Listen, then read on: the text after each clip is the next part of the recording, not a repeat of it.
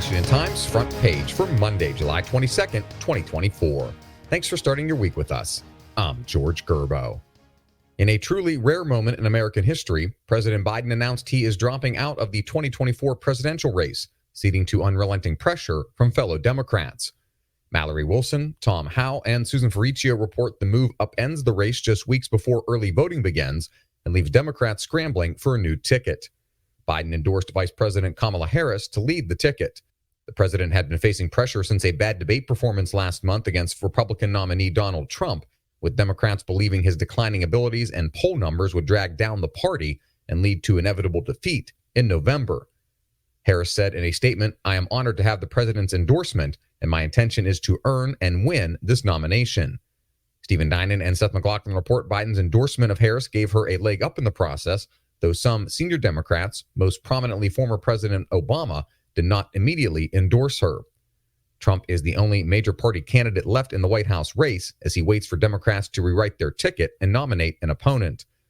Biden's decision has sparked questions among Republicans whether he should keep his presidential powers. The decisions facing a president are myriad, but some of the big ones looming include how Ukraine can use U.S. military assistance to strike Russia and what sort of aid should be given to Israel in its war with Hamas.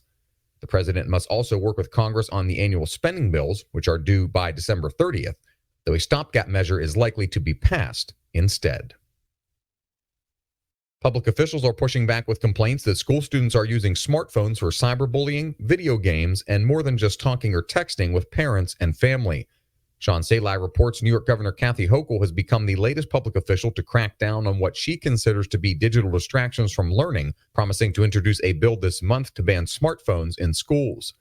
A growing school trend involves locking personal phones in pouches that can only be accessed before school, after dismissal, or in emergencies requiring parental contact. And finally, Valerie Richardson takes a look at the selection process for Rhodes Scholars, which has been accused of embracing diversity, equity, and inclusion at the expense of academic merit. The 122-year-old program annually offers about 100 international students free postgraduate study at Oxford University in England. The American Rhodes Trust conducts a rigorous competition to choose 32 Rhodes Scholars from the United States each year. Find all today's front page stories at WashingtonTimes.com/front page or on the Washington Times app, and find us wherever you get your podcasts. You can also find us on social media at Wash Times for breaking news, sports, commentary, and more. For the Washington Times, I'm George Gerbo.